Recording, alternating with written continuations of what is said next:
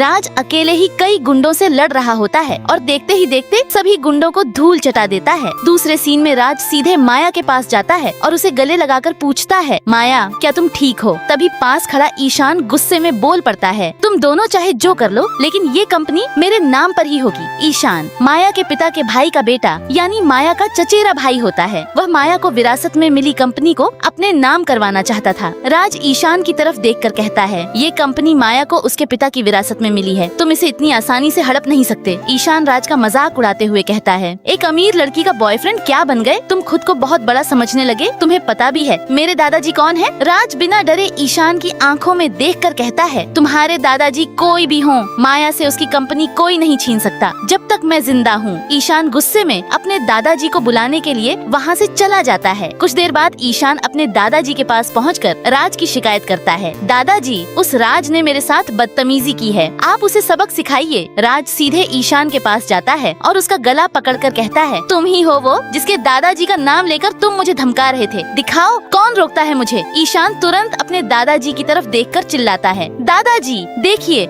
आपके सामने ही ये मेरा गला पकड़ रहा है। ईशान के दादाजी राज को देखकर सख्त आवाज में कहते हैं, बेटा शायद तुम नहीं जानते कि तुम किससे पंगा ले रहे हो, जल्दी से मेरे पोते को छोड़ दो। लेकिन अगले ही पल राज की एक बात सुनकर दादाजी का चेहरा डर से बदल जाता है। उन्हें समझ आ जाता है कि राज कोई आम लड़का नहीं है, वह शहर के सबसे बड़े माफिया गैंग के लीडर का बेटा है। दादाजी तुरंत राज के सामने हाथ जोड़कर कहते हैं, माफ कर दीजिए, बस मेरे पोते को छोड़ दीजिए। तभी माया आगे बढ़कर कहती है, दादाजी ये कंपनी मेरे पिता ने मेरे लिए बनाई थी, इस पर सिर्फ मेरा हक है, आप इसे ईशान को नहीं दे सकते। दादाजी कुछ नहीं बोलते, राज ईशान को छोड़ देता है और जाते जाते कहता है, आज तुम्हें छोड़ रहा हूँ लेकिन दोबारा ऐसी गलती की तो तुम्हारा पोता वापस नहीं मिलेगा। अगर जानना चाहते हो कि अब ईशान और उसके दादाजी राज के खिलाफ क्या करने वाले हैं तो पार्ट 2 के लिए चैनल को अभी सब्सक्राइब कर लो।